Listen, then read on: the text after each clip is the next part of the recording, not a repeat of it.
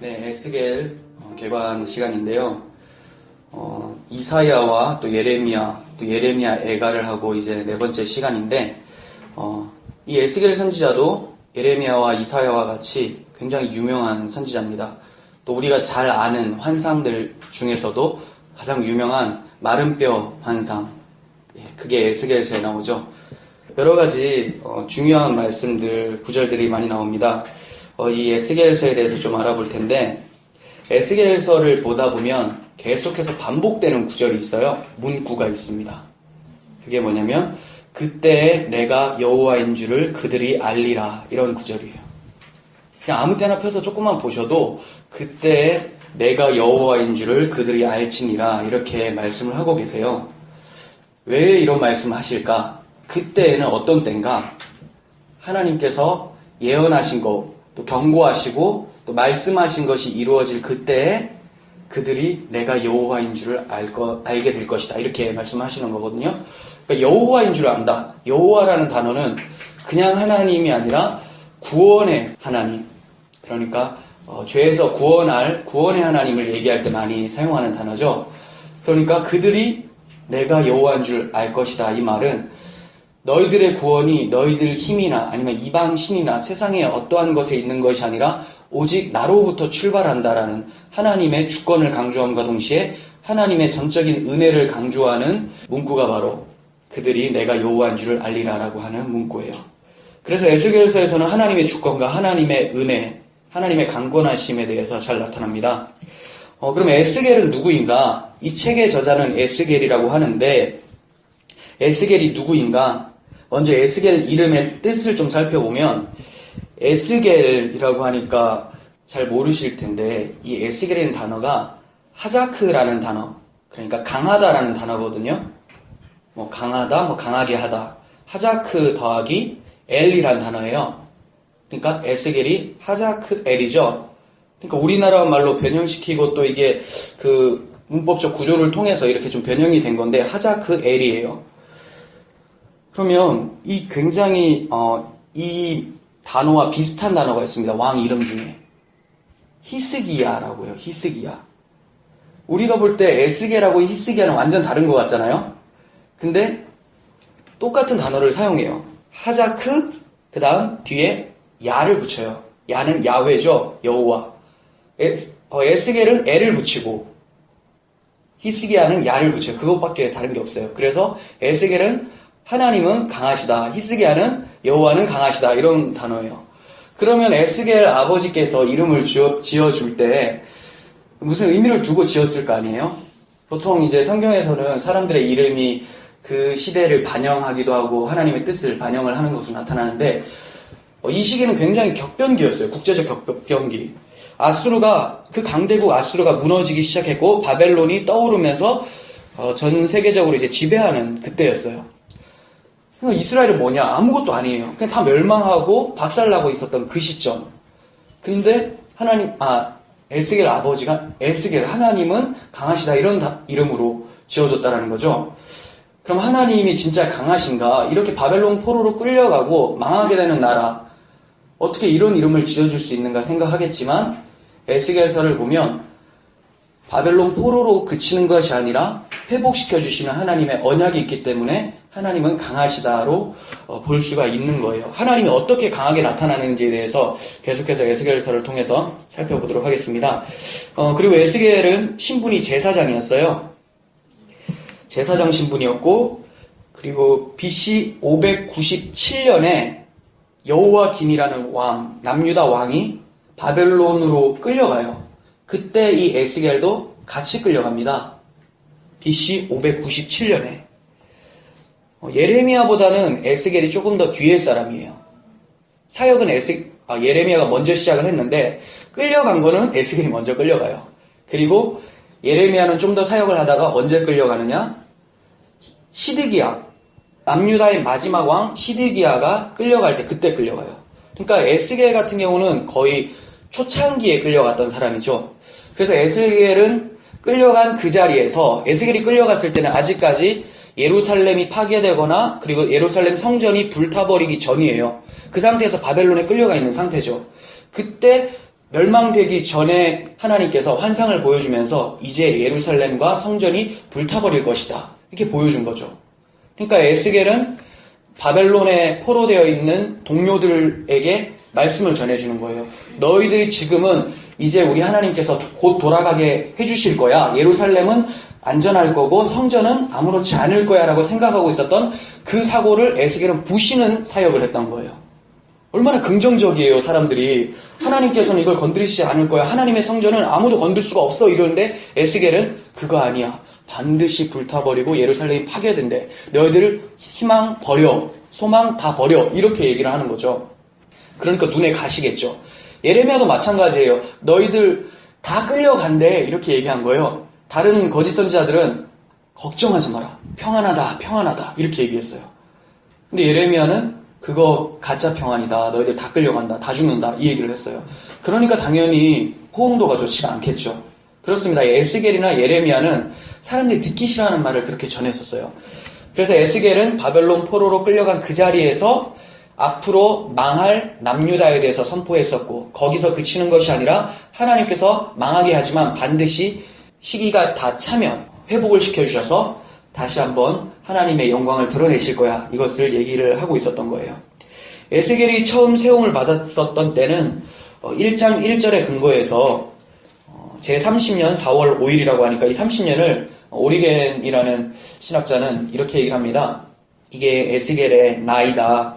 많은 사람들이 이렇게 보고 있죠. 30세로 저도 보고 있습니다. 30세에 부름을 받아요. 그리고 언제까지 사역을 하냐면 50세까지 사역을 하는 거예요. 전통적으로 유대인들이 직무 기간이 30세에서 50세였는데 그 기간 동안 제사장으로서 선지자로서 그렇게 사역을 했었던 거죠. 자, 그러면 구조에 대해서 한번 살펴볼게요. 에스겔 구조. 굉장히 복잡할 수도 있지만 간단하게만 나눌게요. 전반부, 후반부로 나누면 1장부터 32장까지가 전반부인데 책망과 심판에 대해서 얘기를 합니다. 물론 이 가운데에는 이스라엘을 책망하고 이스라엘의 심판을 경고하는 것, 그리고 이방 나라를 심판하겠다라는 경고의 메시지가 같이 들어가 있어요. 그런데 크게 나누기 위해서 1장부터 32장까지가 전반부, 심판과 멸망을 경고하는 것. 그리고 후반부는 33장부터 마지막 48장까지예요. 위로와 회복에 대해서 나와 있습니다. 하나님께서는 에스겔을 파수꾼으로 세우셨어요. 파수꾼으로 세우면서 그에게 주셨던 사명이 있습니다. 그 사명이 바로 두 가지인데 앞에 말씀드렸다시피 전반부에 경고하는 것, 심판을 경고하는 것, 그리고 후반부에 회복을 시켜주실 것, 이것을 전해라 이거였어요. 그러니까 전반부 무엇을 잘못했을 때 경고하는 것은 선지자적인 사역이죠. 그런데 회복을 예언하는 것은 제사장적 차원이에요. 제사장은 언제 필요합니까? 무슨 죄를 지었을 때 번제단 앞에 가서 그 죄를 대신하기 위해서 양을 드리는 그런 역할을 하는 게 제사장이죠. 이 에스겔 선지자는 선지자직과 제사장직을 같이 겸했었어요. 우리가 흔히 파수꾼이라고 하면 적의 침입을 경고하면서 나팔을 부는 사람들이지 않아요? 적이 쳐들어온다. 빨리 준비해라. 이렇게. 근데 이 에스겔은 특이한 게 적이 쳐들어온다고 나팔은 불기를 해요. 그 나팔이 이 나팔이 아니라 입을 열어서 선포를 하는 거죠. 근데 그 적이 특이해요. 그 적이 어떤 적이냐면 하나님이라는 적이에요. 놀랍죠? 이스라엘 사람들은 상상도 못할 일이죠. 우리는 하나님의 백성이고 하나님께서 홍해를 건너게 하셔서 출애굽시켜준 하나님의 선민인데 택함을 받은 민족인데 어떻게 하나님이 우리의 적으로 설 수가 있느냐? 이해를 못하는 거예요. 근데 에스겔은 하나님이 지금 쳐들어온다. 이렇게 얘기해요. 하나님 어떻게 쳐들어와요? 북방의 바벨론 민족을 들어서 하나님이 앞장서서 예루살렘을 파괴시키려고 오고 있다. 그러니까 이스라엘 사람들이 믿지를 못하는 거예요. 예레미야서에서도 하나님께서는 이렇게 말씀을 하셨어요. 여호와의 말씀이니라 골짜기와 평원 바위의 주민아 보라 너희가 말하기를 누가 내려와서 우리를 치리요 누가 우리의 거처를 들어오리요 하거니와 나는 내 대적이라. 하나님이 이스라엘의 대적이라고 직접 말씀을 하고 계세요. 그럼 어쩌다가 그 구원의 하나님이 대적이 되어버렸을까요? 배반했기 때문입니다. 에스겔 2장 3절 보시면 이르시되 인자야 내가 너를 이스라엘 자손 곧 패역한 백성 나를 배반한 자에게 보내노라. 그들과 그 조상들이 내게 범죄하여 오늘까지 이르렀나니 이 자손은 얼굴이 뻔뻔하고 마음이 굳은 자니라. 내가 너를 그들에게 보내노니 너는 그들에게 이르기를 주 여호와의 말씀이 이러하시다 하라. 이렇게 얘기합니다.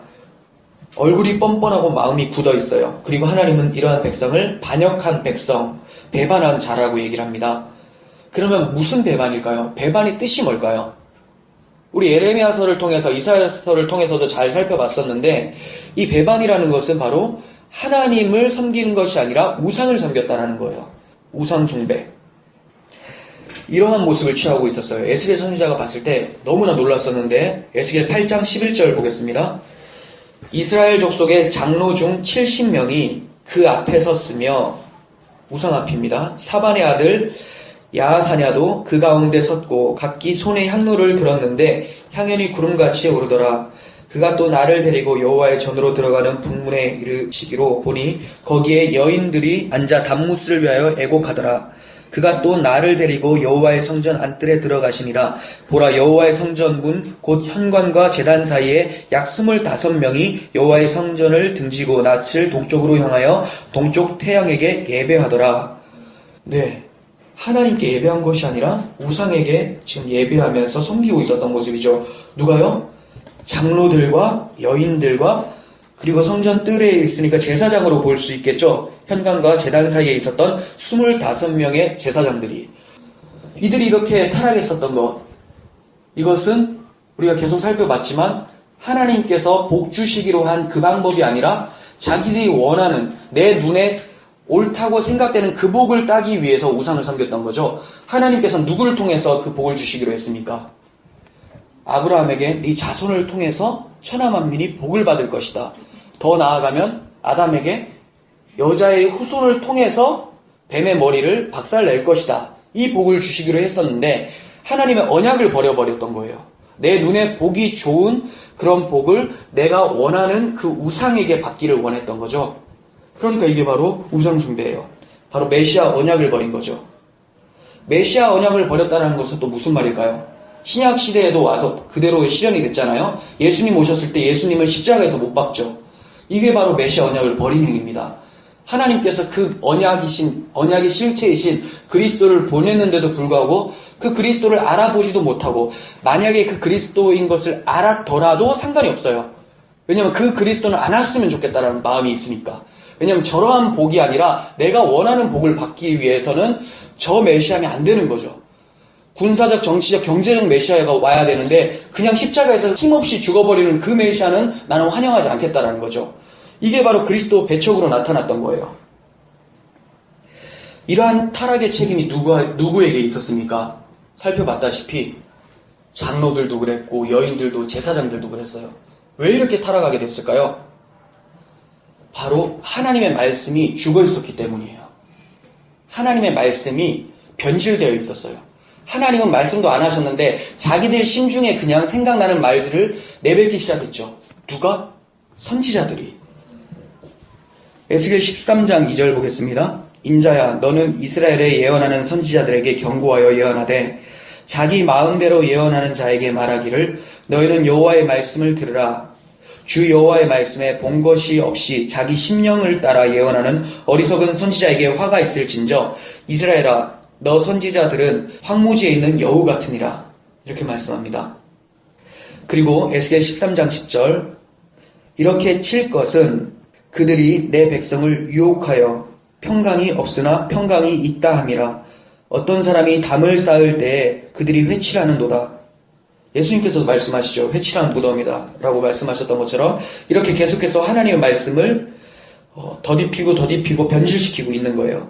계속해서 18절 이르기를 주 여호와의 말씀에 사람의 영혼을 사냥하려고 손목마다 부적을 꿰어매고 키가 큰 자나 작은 자의 머리를 위하여 수건을 만드는 여자들에게 화 있을진저 너희가 어찌하여 내 백성의 영혼을 사냥하면서 자기를 위하여는 영혼을 살리려 하느냐. 너희가 두어 움큼 보리와 두어 조각 떡을 위하여 양식이죠. 세상의 양식을 위하여 나를 내 백성 가운데서 욕되게 하여 거짓말을 고지 듣는 내 백성에게 너희가 거짓말을 지어내어 죽지 아니할 영혼을 죽이고 살지 못할 영혼을 살리는도다. 이렇게 말씀합니다. 선지자가 이런 상태였어요. 무엇 때문에 잘못 얘기를 했다고요? 두어 웅큼대는 보리, 떡을 위해서. 그러니까 지금 자기 배 채우기 위해서 잘못된 것을 전하고 있어요. 하나님은 말씀도 안 했는데 자기 심중에 자기가 이 정도면 괜찮을 것 같아 했던 것들을 전했던 거죠. 오늘날에도 동일하게 일어나고 있어요. 하나님은 말씀도 안 한 그 복인데 다른 복음이죠. 사도 바울이 그렇게 경계했었던 그 복음을 사람들이 듣기 좋아하니까 계속해서 내뱉고 있는 거죠. 근데 더 안타까운 것은 여기서도 똑같아요. 2000년이 지나고 3000년이 지나도 똑같습니다. 거짓말을 고지 듣는 내 백성에게 거짓말을 좋아해요. 이 말씀 듣는 것을 아주 사랑해요, 이 사람들이. 그러니까 백성들만 피해자가 아니라는 거죠. 백성들도 똑같다라는 거예요. 미국에 조 목사님 계시잖아요. 긍정의 힘. 그 목사님이라고 하긴 좀 그렇지만 그 사람이 그 어떤 경기장 같은 데 빌려가지고 빌린 게 아니라 샀죠.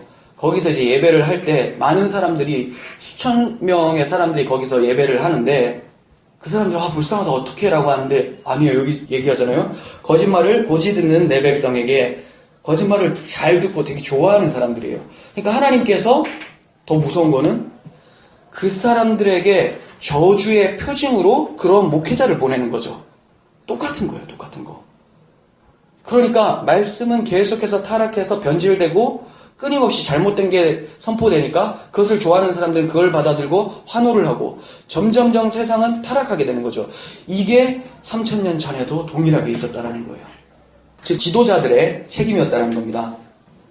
그래서 심판을 받게 돼서 예루살렘 성전이 파괴가 됩니다. 예루살렘 성전이 파괴됐으니까 이들의 마음이 얼마나 아팠을까요? 우리가 생각하는 집이 불타는 정도가 아니에요. 우리 집은 없어도 돼. 이 예루살렘 성전만이 자기들이 선민이라는 것을 증명해주는 유일한 하나님의 선물이라고 생각을 하고 있었는데 이게 불타버린다는 거죠. 지금도 통곡의 벽 앞에서 매일 울고 있는 사람들이 많잖아요. 그 유대인들. 그 사람들이 얼마나 마음 아팠겠습니까? 그런데 이게 엄밀한 의미에서는 저주라기보다는 복이에요. 왜냐하면 그 타버린 예루살렘 성전이 어떤 성전입니까? 하나님께서 원래 성전을 주실 때에는 그 성전에서 하나님을 만난다라는 의미를 두고 주셨어요. 죄인이 어떻게 하나님 앞에 나아갈 수 있느냐? 성전을 통해서 하나님과 하나가 될 수 있다. 즉 예수 그리스도의 모형으로 주셨는데 이들은 그 예수 그리스도 메시아 언약은 버려버리고 이것 자체가 우상이 되어버린 거죠. 이것이 거룩한 곳이다. 메시아 언약이 빠진 상태에서는 그냥 건물일 뿐이죠. 근데 이것이 여호와의 성전이다, 여호와의 성전이다 이렇게 생각을 하고 있었던 거죠. 그래서 하나님께서는 예레미야에게 이것이 여호와의 전이라고 하는 그들의 말을 믿지 마라 이렇게 얘기를 하셨던 거예요. 그러니까 우상이 된 성전을 파괴하는 것은 오히려 복입니다. 마땅한 것이죠. 하나님께서는 파괴로 끝나는 것이 아니라 우상을 파괴하고 새로운 성전을 만드시기 위해서 이루어 가시는 하나님의 사역을 우리는 발견하게 됩니다. 우리가 눈앞에 펼쳐지는 광경은 굉장히 부정적이고 심판 같지만 하나님께서는 새로운 창조를 위해서 그러한 상황들을 허락하신다라는 거예요. 우리 삶 속에서도 굉장히 어려운 상황들이 펼쳐질 수가 있죠. 내 모습은 왜 계속 이렇게 하나님이 날 공격하는 것 같이만 느껴질까? 그런데 하나님께서는 여러분들을 정말 하나님의 참된 성전으로 하나님 백성으로 지어가기 위해서 도구로 그것을 선하게 사용하실 수 있다는 거예요. 그러니까 우리가 환경에 너무 나의 상황을 결정짓지 않았으면 좋겠습니다. 이스라엘 백성들은 지금 복받은 상태에 있는 겁니다. 왜 그러냐면 하나님께서는 신명기 28장에서 여러분들 잘 아시는 들어가도 복을 받고 나가도 복을 받고 또 반대로 나가도 저주를 받고 들어와도 저주를 받는 복과 저주를 설명하셨어요. 근데 어떨 때 하나님의 말씀을 잘 지켰을 때는 복을 받고 말씀을 잃어버렸을 때는 저주를 받는다고 했어요. 근데 이들이 말씀을 잃어버렸죠. 율법 행위를 지금 말하는 것이 아니라 메시아 언약인 그 계명을 잊어버렸잖아요. 그러니까 당연히 뭐가 와야 됩니까? 심판이 와야 되겠죠. 근데 이 심판은 왜 받는 거냐? 하나님과 언약 관계에 있기 때문에 받는 거예요. 하나님은 누구에게 언약을 하시냐면 누구에게 약속을 하시냐면 하나님의 백성에게만 하시는 거죠. 이방 나라들이 뭔 잘못해도 하나님 가만히 두세요. 그냥 두시는 거예요. 그들이 뭐 우상 섬겨도 그냥 두시는 거죠. 근데 이들이 우상을 섬겼을 때 하나님 가만히 두셨다. 메시아 언약을 잃어버렸는데도 가만히 두셨다. 이게 정말 저주죠. 근데 하나님께서 찾아가셔서 그들을 박살을 내버리세요. 언약 가운데 있다라는 거예요, 이들이. 그래서 하나님은 너희가 언약 가운데서 이렇게 파괴되지만 내가 내 언약을 파기할 수 없는 하나님 아니냐, 신실하신 하나님 아니냐, 그래서 내가 언약대로 다시 회복을 시키겠다, 파괴를 시키고 새롭게 만들어 보이겠다라는 것이 바로 예루살렘 성전 파괴와 또 주어지는 위로 회복에 대한 메시지라는 겁니다. 하나님은 예루살렘 성전을 떠나셨지만 자기 백성들을 떠나신 게 아니었어요. 하나님께서는 그들을 저주 같아 보이는 바벨론 포로로 보내시지만 그곳에서 그들의 성소가 되어주겠다라고 약속을 하셨습니다. 에스겔 11장 16절 보겠습니다. 그런즉 너는 말하기를 주 여호와의 말씀에 그들을 멀리 이방인 가운데로 쫓아내어 여러 나라에 흩었으나 그들이 도달할 나라들에서 내가 잠깐 그들에게 성소가 되리라, 이렇게 말씀하셨어요. 그러니까 하나님께서 쫓아 보내시는데 너만 가가 아니라 나도 가겠다. 오히려 하나님의 영광이 먼저 거기를 찾아가요. 에스겔 11장을 보시면. 그 무슨 말이에요? 떠나간 그곳, 그 바벨론, 포로된 그곳에서 내가 임마누엘 하겠다라는 거죠. 내가 너희와 함께 하겠다. 야곱을 애굽에 보낼 때도 하나님께서는 그렇게 말씀하셨어요. 너 애굽으로 내려가라. 하지만 내가 너와 함께 내려가겠고, 이렇게 말씀하세요. 그리고 내가 때가 차면 너희를 이끌어서 다시 이 땅으로 돌아오게 하겠다. 이것이 바로 바벨론 70년 포로 기간 동안에도 지켜지고 있는 약속이었던 거예요. 이 바벨론 70년 포로 기간은 우리 생활하고 똑같은 겁니다. 지금 세상 속에서 우리의 모습을 하나님께서는 바벨론에서 하나님을 송수로 두며 살아가는 이스라엘의 남은 자의 모습을 통해서 말씀하고 있는 거예요. 바벨론 포로로 끌려가는 게 잘못된 것이 아니라 그거는 하나님 언약 가운데 있기 때문에 마땅히 일어날 일이라는 거예요. 하나님과 관계하고 있으니까 심판을 받은 거잖아요. 근데 거기서 끝나면 안 되는 게 그곳에서도 하나님을 성소 삼아 있어야 된다라는 거예요. 예루살렘 성전 파괴시킨 이유가 이거 성전 아니야, 내가 그곳에서 너희들의 성전이 되어주겠다, 이거거든요. 그러니까 하나님께서 주신 메시아 언약만 붙들고 하나님을 바라보고 사는 것이 바로 예루살렘 성전 안에서 하나님을 만나는 것과 동일하다라는 것을 하나님 말씀하고 계시는 거죠. 우리도 마찬가지예요. 이 세상을 살면서 지금 예루살렘에 있는 그 황금사원 그거 바라보고 삽니까? 아니잖아요. 그거는 유대인들의 성전도 아니죠. 유대인의 성전은 이미 박살이 났고 지금 이슬람 성전이 들어서 있잖아요. 그거 보라는 것도 아니에요. 그러면 유대인들이 만약에 그곳에 다시 한번 성전을 만들어버렸어요. 그럼 우리 그거 보고 삽니까? 아니죠. 우리에게는 하나님께서 절대로 사라지지도 않고 쇠하지도 않는 그 성전을 주셨다라는 거죠. 바로 예수 그리스도라는 성전. 그러니까 우리는 이 세상 속에서 그 그리스도라는 성전 안에 있으면서 신앙생활을 하며 하나님과 동행하는 것 이 자체가 바로 바벨론 70년 가운데서도 하나님과 함께 동행하는 남은 자들의 모습이라는 거예요. 모두가 다 바벨론에서 그렇게 메시아 언약을 잡고 있는 게 아니라 남은 자들, 다니엘과 같은 자들만 이렇게 돌아온다는 겁니다. 이렇게 전반부에는 전체적으로 심판이 경고되면서도 후반부에 나타날 회복에 대해서 슬쩍슬쩍 보여주고 있어요. 진노 중에서라도 긍휼을 잃지 아니하는 하나님의 모습을 볼 수가 있는 것이죠. 이제 회복을 말하는 후반부를 살펴볼 텐데 후반부가 33장부터라고 말씀드렸잖아요. 근데 33장은 바로 회복이 나오는 것이 아니라 하나님께서 파수꾼들을 보냈음에도 불구하고 선지자들을 끊임없이 보냈음에도 불구하고 이스라엘 백성들이 경고를 무시했고 결국은 에스겔 선지자가 파수꾼으로 선포를 했음에도 불구하고 여전히 듣지 않다가 멸망하게 될 것을 보여주는 장면이에요. 그러니까 이거는 오히려 심판에 가까운 거죠. 이것을 말씀하시고 34장부터 본격적으로 회복의 말씀이 주어지는데 그렇다면 왜 바로 회복을 설명하지 않으시고 33장이라는 그들이 경고를 무시한 것을 말씀을 하시는가? 바로 회복해 주시면 되는데 왜 그들의 잘못을 지적을 하시는 건가? 이건 두 가지로 볼 수 있는데 이스라엘 백성이 하나님께서 끊임없이 파수꾼, 선지자를 보냈는데도 불구하고 듣지 않았던 거죠. 아니 듣지 않았던 게 아니라 듣지 못할 정도로 어떻게 됐습니까? 전적 타락이 일어났던 거예요.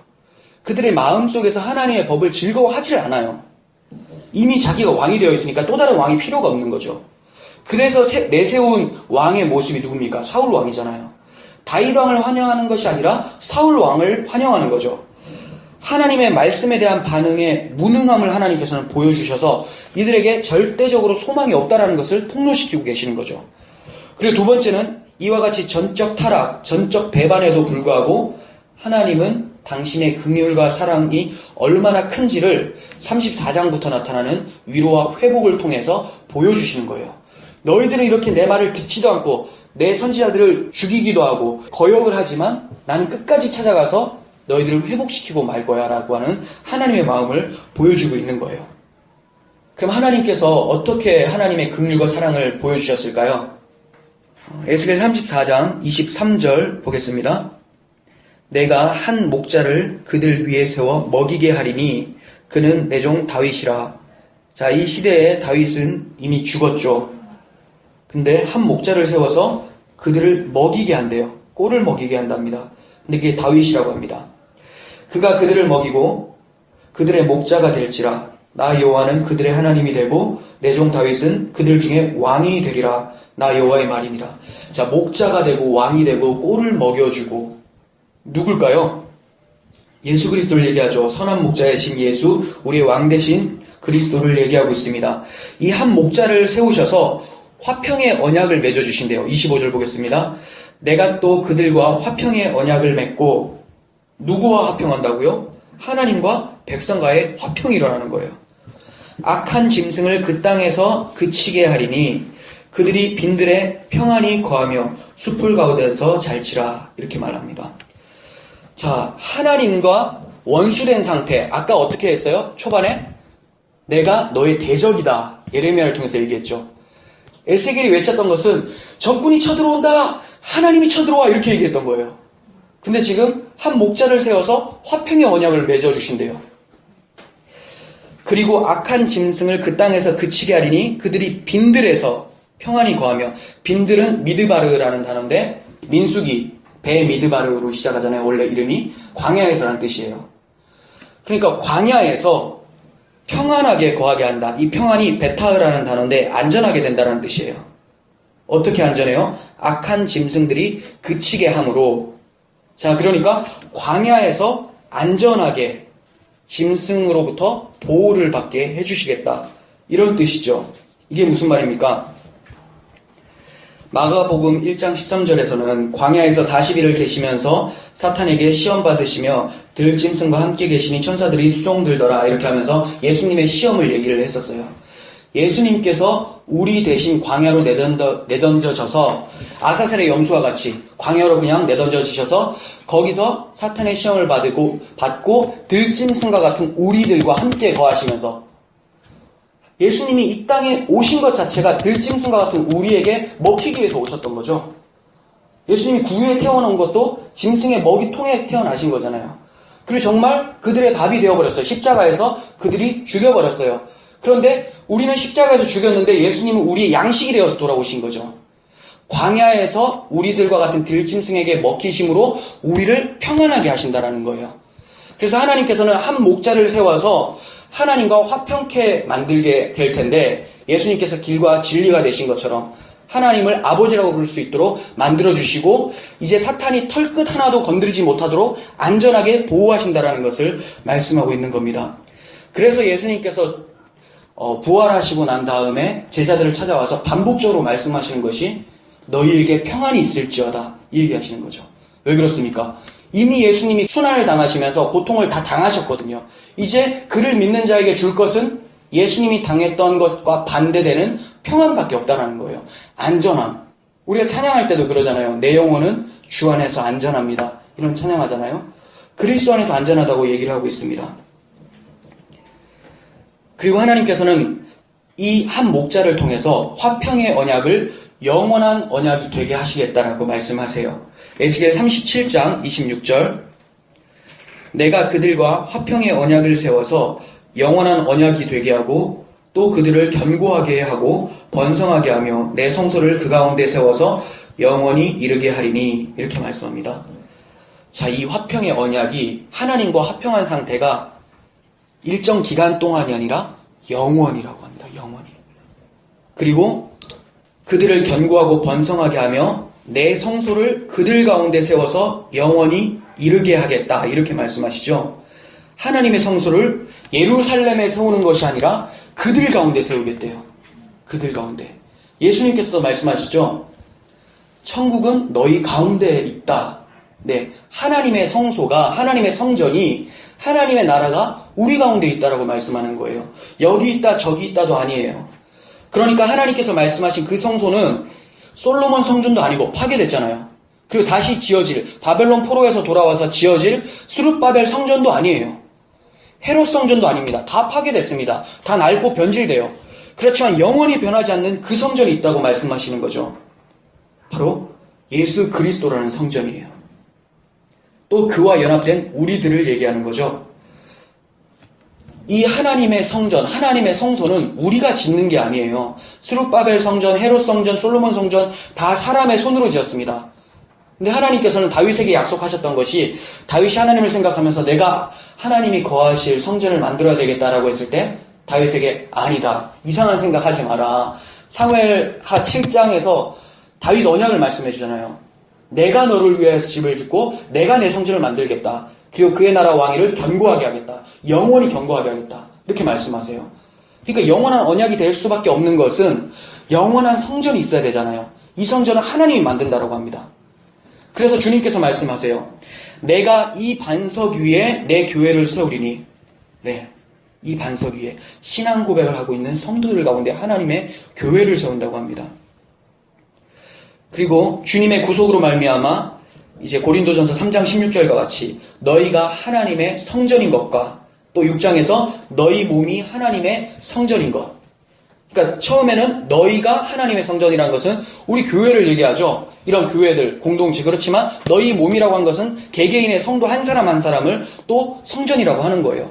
성전들이 모여서 또 성전을 이루고 또 하나님 언약 가운데서 성전으로 계속해서 살아가고 있는 모습인 거죠. 이 성전은 어떻게 나타납니까? 계시록 21장 22절에서 성 안의 성전을 내가 보지 못하였는데 주 하나님 곧 전능하신 이와 및 어린 양이 그 성전이심이라 이렇게 얘기해요. 사도 요한이 환상 가운데서 새하늘과 새 땅에 성안을 들어갔는데 성전이 보이질 않는 거예요. 근데 보이지 않는 이유가 하나님과 어린 양 예수 그리스도가 성전이기 때문에 볼 수가 없었다. 이 땅의 것은 그 예수, 그 하나님을 설명하는 모형으로서 있었던 거죠. 그러니까 메시아 언약을 버리고서는 건물은 아무 이유가 없는 거예요. 마찬가지예요. 우리가 이렇게 교회를 이렇게 사용을 하고 있지만, 이 건물을 사용하고 있지만 여기에 메시아 언약, 그리스도가 빠진다면 여기는 그냥 공터죠, 공터. 그냥 치과예요. 마찬가지로 우리 각 사람이 이 몸이 성전이라고 하는데 그리스도가 없다면 썩어 없어질 옛 성전과 같은 거죠. 구약의 성전과 같이 썩어 없어질 육체의 문이라는 겁니다. 하나님께서는 이렇게 우리들 가운데 그 성전을 짓겠다라고 회복을 약속하시는 겁니다. 자, 에스겔서를 보다 보면 핵심 장들이 있어요.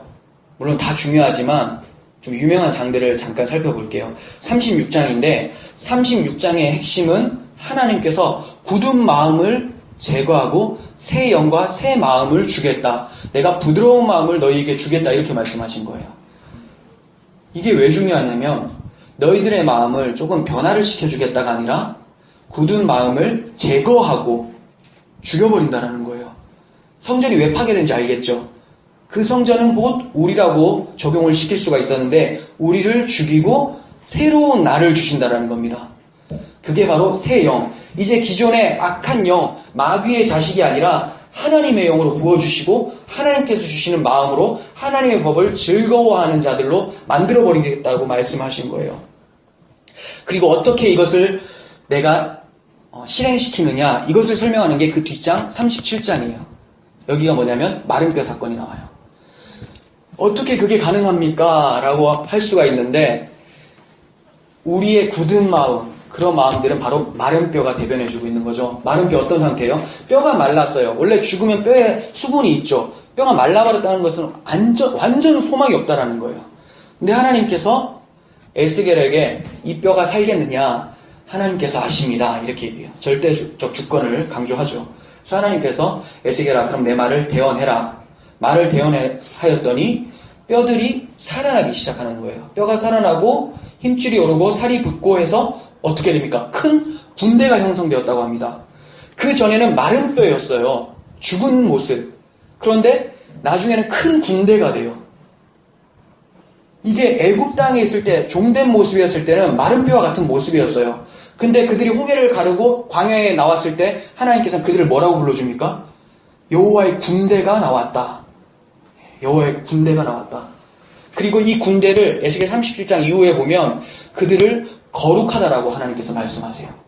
이 마른 뼈가 이제 거룩한 자가 되어버린 거예요. 어떻게 이게 가능합니까?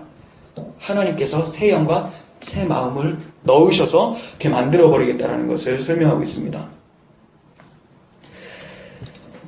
예, 우리의 모습들이 바로 마른 뼈와 같은 모습이었어요. 근데 하나님께서는 이러한 자 가운데 예수 그리스도를 마른 뼈로 만들어버리시고 우리를 하나님의 군대로 만들어버리셨다는 거예요.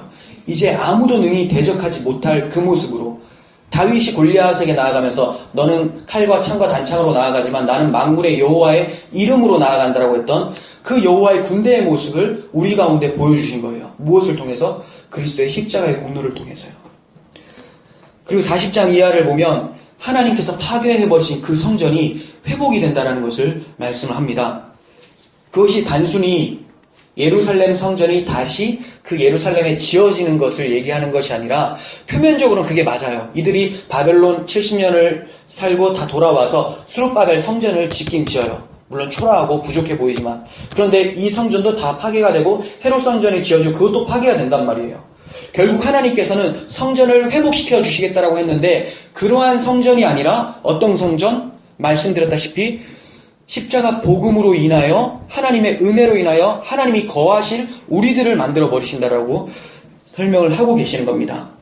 예루살렘을 떠났던 하나님의 영광이 돌아와요.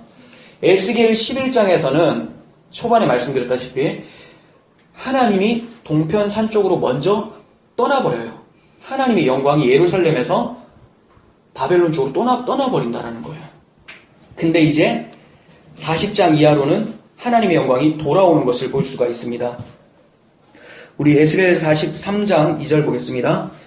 이스라엘 하나님의 영광이 동쪽에서부터 오는데 하나님의 음성이 많은 물소리 같고 땅은 그 영광으로 말미암아 빛나니 그 모양이 내가 본 환상 곧 전에 성읍을 멸하러 올 때 보던 환상 같고 그발 강가에 보던 환상 같기로 내가 곧 얼굴을 땅에 대고 엎드렸더니 여호와의 영광이 동문을 통하여 성전으로 들어가고 영이 나를 데리고 안뜰로 들어가시기로 내가 보니 여호와의 영광이 성전에 가득하더라. 아멘. 여호와의 영광이 예루살렘 성전을 떠났어요. 더 이상 성전이 아니었죠. 근데 다시 하나님의 영광이 동쪽에서부터 동쪽으로 이동을 해서 다시 동쪽에서 올라옵니다. 그래서 여호와의 영광이 가득한 성전을 만드신다라고 말씀하세요. 근데 그때 하나님의 음성이 많은 물소리 같다라고 합니다. 땅은 그 영광으로 빛난다라고 해요. 무슨 말입니까? 하나님께서 새하늘과 새 땅을 만드신다라는 거예요. 하나님 나라를 다시 한번 진짜 하나님 나라를 만드신다라는 거예요. 이게 어디서 볼 수 있냐면 계시록 14장 1절 또 내가 보니 사도 요한이 환상을 봅니다. 새하늘과 새 땅의 환상을 보면서 보라 어린 양이 시온산에 섰고 그와 함께 14만 4천이 서 있는데 그들의 이마에는 어린 양의 이름과 그 아버지의 이름을 쓴 것이 있더라. 내가 하늘에서 나는 소리를 들으니 많은 물소리와 같고 큰 노랫소리와 같은데 내가 들은 소리는 검은 고 타는 자들이 그 검은 고를 타는 것 같더라. 이렇게 말씀하죠. 또 19장 6절도 여기는 호린잔치 이야기예요. 천국을 얘기하는 또 내가 들으니 허다한 무리의 음성과도 같고 많은 물소리와도 같고 큰 우레소리와도 같은 소리로 이르되 할렐루야 주 우리 하나님 전능하신 이가 통치하심도다. 우리가 즐거워하고 크게 기뻐하며 그에게 영광을 돌리세 어린 양의 혼인기약이 이르렀고 그 아내가 자신을 준비하였으므로 그에게 빛나고 깨끗한 세마포 옷을 입도록 허락하셨으니 이 세마포 옷은 성도들의 옳은 행실이로다. 이렇게 말씀합니다. 지금 무슨 말이에요? 하나님께서 하나님의 성전을 다시 회복시키겠다라고 한 것은 이 땅의 성전을 말하는 것이 아니라 하나님의 나라를 건설하시겠다라는 말씀인 거죠. 그리고 47장을 보시면 결국 성전 문지방에서 물이 흘러나와서 새로운 실과를 맺게 한다고 얘기해요. 새 열매를 맺게 한다고. 하나님께서 세상의 모든 죄악으로 타락했던 그러한 모습들을 다시 한번 회복시켜 주실 것을 말씀하고 있는 겁니다. 에스겔 47장 1절 보겠습니다. 그가 나를 데리고 성전 문에 이르시니 성전의 앞면이 동쪽을 향하였는데 그 문지방 밑에서 물이 나와 동쪽으로 흐르다가 성전 오른쪽 제단 남쪽으로 흘러내리더라. 그가 내게 이르시되 이 물이 동쪽으로 향하여 흘러 아라바로 내려가서 바다에 이르리니 이 흘러내리는 물로 그 바다의 물이 되살아나리라. 이 강물이 이르는 곳마다 번성하고 모든 생물이 살고 또 고기가 심히 많으리니 이 물이 흘러들어가므로 바닷물이 되살아나겠고 이 강이 이르는 각처에 모든 것이 살 것이며. 네, 이제 이 강물이, 이 생명수가 모든 것을 살린다라고 얘기합니다.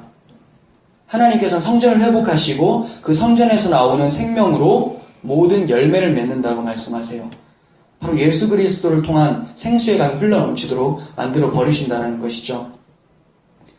처음에는 너무나 비참하고 무섭게 심판을 경고하고 있었는데 그 뒤에는 하나님의 약속이 성취되고 하나님이 회복시켜 주실 것을 말씀하고 있어요. 결국 마지막 48장에서는 하나님께서는 이런 말씀을 하십니다. 여호와 삼마. 삼마라는 것은 그곳에라는 뜻이에요. 그러니까 여호와께서 그곳에, 즉 임마누엘이라는 말입니다. 계시록 21장 3절에서 내가 들으니 보좌에서 큰 음성이 나서 이르되 보라 하나님의 장막이 사람들과 함께 있음에 하나님이 그들과 함께 계시리니 그들은 하나님의 백성이 되고 하나님은 친히 그들과 함께 계셔서. 이게 하나님께서 역사 속에서 마지막에 우리에게 주실 그 모습이기도 하지만 또 지금 우리에게 여러분들이 그 예수 그리스도라는 언약에 참여되는 이 시간에도 우리에게 함께 계심을 얘기해주고 있죠. 그러니까 지금 우리가 하나님의 성전이 되어 있고 역사가 끝날 때에도 이제 완성된 하나님의 나라가 이루어진다는 것을 말씀하고 있어요. 이것이 무엇을 통해서 이루어지느냐? 마태복음 1장 23절에서 보라 처녀가 잉태하여 아들을 낳으리니 그 이름을 임마누엘이라 하리라 하면서 하나님이 우리와 함께 계시다. 그 이름을 번역한즉 하나님이 우리와 함께 계시기 때문이다. 그렇습니다. 예수 그리스도를 통해서 하나님이 우리를 성전으로 만드시고 함께 계신다라고 말씀을 하시고 있는 거예요. 여러분 정리하겠습니다. 바벨론 포로와 같은 이 세상을 살아가기가 많이 힘드시죠. 근데 하나님께서 새로운 처소로 새 성전으로 지어가시기 위한 과정이라고 기억하시면서 살아가셨으면 좋겠습니다. 처절한 절망을 경험한 후에야 회복을 경험하게 돼요. 바벨론 포로로 끌려가서 자기라는 옛 성전이 파괴되는 것을 목도한 사람만이 새 성전에 참여할 수 있는 영광이 주어지는 겁니다. 부시고 다시 세우시는 하나님의 열심을 보게 됩니다. 눈에 보이는 성전이 파괴되어서 절망 가운데 있는 것처럼 보일지라도 눈에 보이는 것이 우리의 소망이 아닙니다. 비록 보이지 않지만 우리와 연합되신 그리스도만이 우리의 참 성전, 참 소망임을 기억하면서 남은 자로 살아갈 때 그때 하나님께서 말씀하신 내가 그곳에서 잠깐 너희들의 성소가 되겠다라고 하는 그 말씀대로 우리가 이 세상을 천국으로 살 수가 있는 거예요. 그 말씀대로 우리가 남은 자로 살 수가 있는 겁니다. 우리가 지금 역사가 종결되고 천국에 있는 것이 중요한 것이 아니라 하나님께서 주어진 이 기회의 시간 가운데 지금 우리가 주 계신 곳 하늘에서 들으시사 나의 기도를 들어주세요라고 했었던 솔로몬이 기도했던 것처럼 우리가 죄를 보면서 우리가 다른 곳으로 추방당하더라도 그 성전을 바라보면서 기도할 때 하나님께서 우리의 기도를 들으신다라고 솔로몬이 얘기를 했어요. 우리의 그 성전 예수 그리스도는 지금 우리 눈에 보이지 않습니다. 그렇지만 하늘 보좌에 계신 그 예수라는 성전을 바라보고 또 나와 함께하는 그 성전을 바라보면서 우리가 세상을 살아갈 때 하나님께서 우리의 기도를 들으시고 우리를 남은 자로서 마침내 주님 오실 때 완전한 해방을 경험하게 해줄 줄을 믿습니다. 기도하겠습니다. 하나님 아버지 감사합니다. 우리라는 우상된 성전이 있었었는데 하나님께서 그것을 부시고 들어오셨습니다. 그것이 부서질 때 우리는 탄식하고 애통하고 괴로웠지만 그것이 마땅히 부서져야 할 나의 옛 자아란 것을 다시 한번 확인합니다. 그것을 부시는 것이 저주가 아니라 부시지 않고 하나님과 관계없는 것이 진짜 저주이며 하나님이 우리를 찾아와서 간섭하시면서 새 사람으로 만들어내신 것이 우리에게 큰 은혜의 복이라는 것을 다시 한번 경험합니다. 하나님, 우리 날마다 이 세상을 살면서 우리 옛 성전은 파괴되어지고 그리스도 안에서 새로운 성전인 우리를 다시 한번 기억하게 하여 주셔서 그 성전 잃지 않고 날마다 묵상하며 주님의 남은 자로서 살아갈 수 있도록 주의 은혜를 베풀어 주시옵소서. 감사드렸고 예수님의 이름으로 기도합니다. 아멘.